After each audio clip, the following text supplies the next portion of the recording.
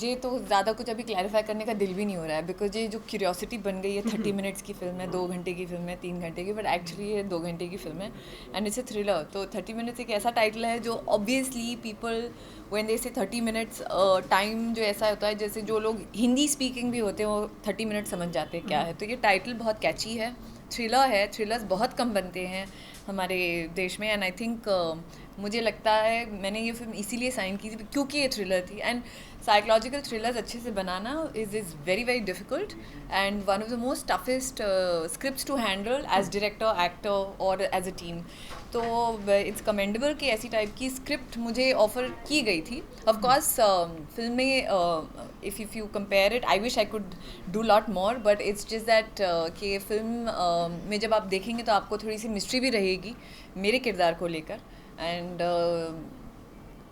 अक्सर ये होता है कि थ्रिलर्स में काफ़ी कुछ चीज़ें होती है इंटरवोवन एंड मैसेज भी होता है। तो I hope people can go and watch this film and 30 minutes exciting है एंड लोगों को पसंद आएगी बिकॉज वो पास पेस्ड है, एजी है एंड जब आप प्रोमो देख रहे हैं we are getting good feedback and review, so I am hoping everybody goes and watches it. Well, अब आप सोचिए अगर मुझे किसी साइको से प्यार हो गया और मुझे पता नहीं वो साइको है तो क्या होगा। तो वो हितेन जी, वो साइको आप हैं इस फिल्म में? नहीं, शायद यशु जी है। यशु जी आई थिंक साइको में वो है ना, इन्होंने बनाया तो ये है। यशु जी, सबसे पहले तो कांग्रेचुलेशन। आई थिंक जहाँ तक मेरा नॉलेज है ये हिंदी फिल्म इंडस्ट्री में आपका डेब्यू कर रहा है, करेक्ट? जी, शूटिंग के दौरान ही बन चुके थे साइको। के दौरान बन चुके थे साइको बन चुके। एक्चुअली देखो, पिक्चर बनाते टाइम क्योंकि एक तो बॉलीवुड में पहली फिल्म कर रहे हैं और बेसिकली है फ्रॉम साउथ है ना, केरला, तो और मैं हिंदी, हाँ अभी तो मैं काफ़ी सीख चुका हूँ। हाँ, और सब्जेक्ट भी मैंने बड़े कॉम्प्लिकेटेड उठाया और साइको थ्रिलर में वो एक वो शुरू से लेके अब तक जब मेकिंग है पूरे जो एंटायर जो पीरियड में जो है वो करते करते अभी तो सब लोग मुझे कहने लगे कि आप साइको हैं।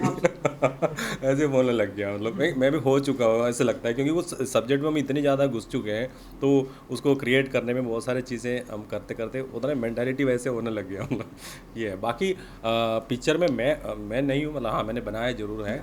बाकी आप पिक्चर देखेंगे तो अगर कोई थोड़ा सा एक्टिंग भी कर लेते हैं आजकल कर रहे हैं। हमने प्रकाश झा जी को देखा, बहुत सारे मैं इतना अच्छा पर्सनालिटी नहीं होता, इतना जो फोटोजेनिक नहीं होता हितेन जी के सामने। साइको के लिए साइको आपको काम करने का अगर इच्छा हुई तो मतलब इन्होंने मैं मना करूंगी।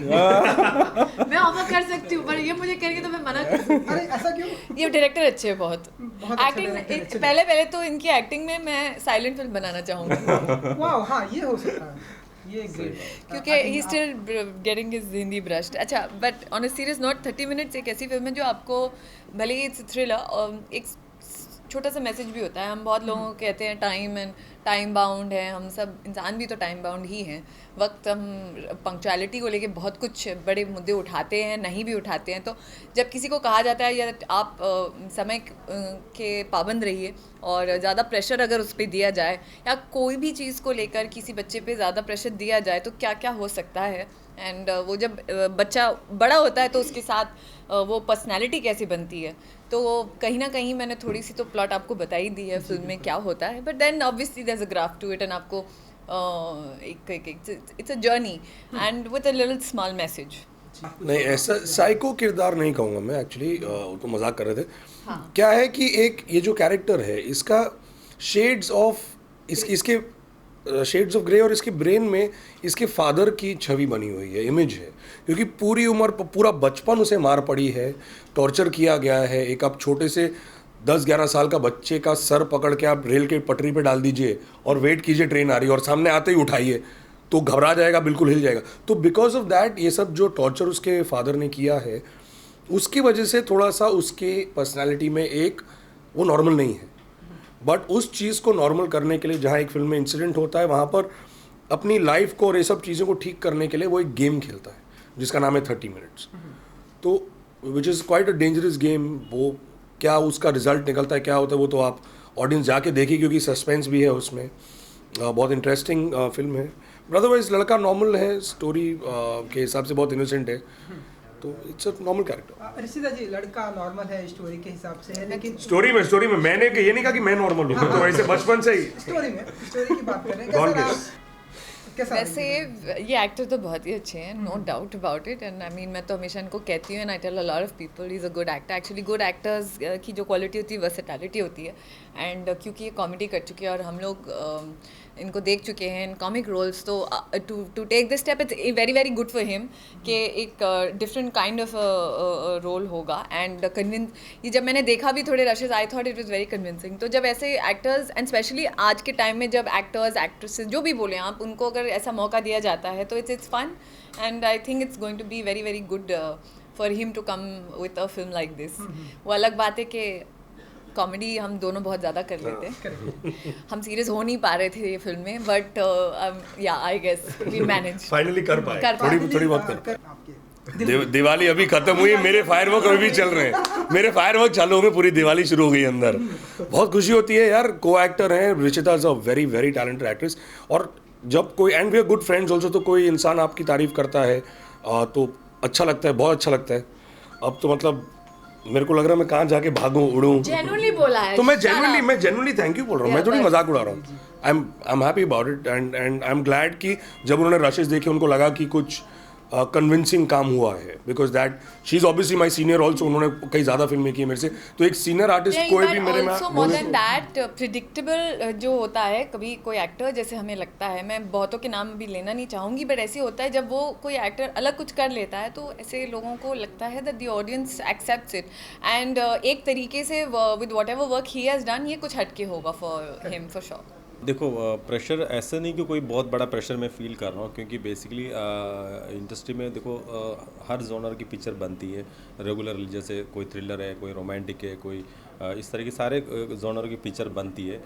लेकिन मैं ये आपको भी अभी इसको देखेंगे तो इस दौरान जो पिक्चर आ रही है, जो हमारे साथ में जो रिलीज़ हो रहा है, कि हमारा पिक्चर की जोनर एकदम डिफरेंट है, और जो कंटेंट मैं अभी जो कर रहा हूँ, जो डिलीवर कर रहा हूँ, वो बिल्कुल अभी तक कोई फिल्म उसी कंटेंट पे बना ही नहीं है. मतलब जो उस टाइम और पंचुअलिटी के ऊपर जो कंटेंट है, अभी तक कोई फिल्म ऐसे नहीं बना है. जो सब्जेक्ट बिल्कुल डिफरेंट है. आप उसको कोई भी मूवी देखेंगे, लोगों को इस समय मुझे लगता है कि लोगों को एक डिफरेंट स्टोरी और डिफरेंट जोनर की एक मूवी पिक्चर चाहिए होता है. क्योंकि मैंने अभी पीछे का कई एक्सपीरियंस आप देखोगे, कई ऐसे मूवीज़ हैं जो बिल्कुल डिफरेंट जोनर पे बनाया, वो चलता है और लोगों को पसंद आता है. तो वो एक कॉन्फिडेंस है मेरे के अंदर, मेरे को इसलिए मुझे पता है कि ये मेरा सब्जेक्ट है, लोगों को ज़रूर पसंद आएगा. क्योंकि आज के टाइम में जो सब्जेक्ट की ज़रूरत है, जो पंचुअलिटी जो हम बिल्कुल नहीं करते, जो जिसमें हम बिल्कुल ध्यान नहीं देते, वो एक सब्जेक्ट है जो पहले कभी नहीं हुई है. वो इस समय पब्लिक के लिए वो बहुत ज़रूरी भी देखना. मैं सबको ये कहना चाहूँगा कि ज़रूर ये सब्जेक्ट ज़रूर आप को देखो,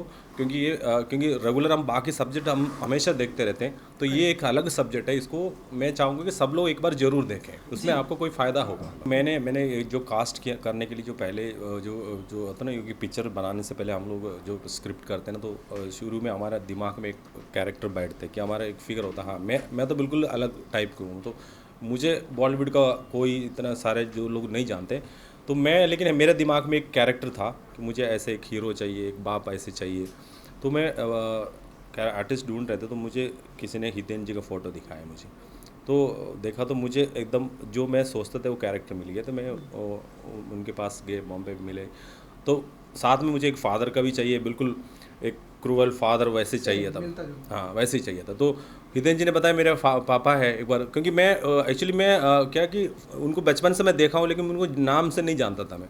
तो मैंने जब फोटो देखा तो अरे तुम इनको देखा हो, तो पता लगा इनकी फादर है. तो ये कॉम्बिनेशन इतने अच्छा लगा कि, और जब हम थोड़ा स्क्रिप्ट में डिस्कशन उस समय कर रहे थे, तो कुछ चीज़ें उन्होंने उसी टाइम मुझे लाइव दिखाया ना, तो वो मैं तो फ्लैट हो गई वहाँ पे. मैंने बोला अब ये हो गया. हम लोग जब वैन में बैठे हैं, मस्ती कर रहे हैं, जब टेक नहीं चल रहा है तो हम बाप बेटा है. फिल्म में भी हम बाप बेटे ही हैं. बट जब कैमरा ऑन होता था तो वी वर 2 प्रोफेशनल एक्टर्स, कि 2 एक्टर एक सीन कर रहे हैं, वैसा था. बट बिकॉज फादर सन के ही रोल हैं, तो केमिस्ट्री जो हमारी ऑलरेडी है ऑफ स्क्रीन फादर सन की जो होती है, वो नॉर्मल थी. तो एक कंफर्ट लेवल बहुत था. बट आमने सामने एक्टर्स थे हम लोग जब कैमरा ऑन था. जब नहीं ऑन होता था तो मस्तियाँ भी करते थे, हंसी मजाक भी करते थे. अक्षय कुमार नो डाउट वो मतलब उन्होंने जो टाइम बोल दिया, उन्होंने बोल दिया, वहाँ पहुँच जाएंगे. आई थिंक बच्चन साहब, मेरे फादर ने बहुत काम किया बच्चन साहब के साथ. Mister Bachchan also very very punctual on time. वो तो उनकी स्टोरीज हैं कि वो 7 बजे के शिफ्ट में वो 6:30 आ जाते थे, लाइटमैन नहीं है कोई नहीं, वो तैयार होके अपने वैन के बाहर बैठ के अपना पेपर पढ़ते हैं कि जब तुम आओगे आके काम करो। तो उस चीज़ में मैं अपने फादर को भी बहुत मानता हूँ, वो भी बहुत ज़्यादा टाइम के पंक्चुअल हैं। तो ये कुछ एक्टर्स हैं, काफ़ी लोग हैं, और काफ़ी ऐसे भी हैं जो सुबह की 7 की शिफ्ट होती शाम को 5 आते हैं, तो कोई बात नहीं। यही 30 मिनट्स देखिए, enjoy the film and thriller है एंड आपको पसंद आएगी। आई एम वेरी श्योर जब ऐसी कोई फिल्म आती है जो it won't bore you for sure and it will be interesting and fast paced. Go watch it. सब लोग कहते हैं हमारी फिल्म अलग है, हमारी फिल्म में कॉमेडी है, ड्रामा है, ये वो है। हमारी फिल्म में भी वो सब है, लेकिन हमारी फिल्म थोड़ी सी हटके है क्योंकि कॉन्सेप्ट बहुत अलग है। फिल्म के लास्ट 30 मिनट्स में आप शायद सुसु करने नहीं उठ पाएंगे क्योंकि इतनी पेस है, इतनी फास्ट फिल्म है, बट इंटरेस्टिंग है। You will not be disappointed for sure. तो प्लीज़ हमारी इस ब्यूटीफुल फिल्म को चांस दीजिए और थिएटर्स में 11 नवंबर को जाके देखिए।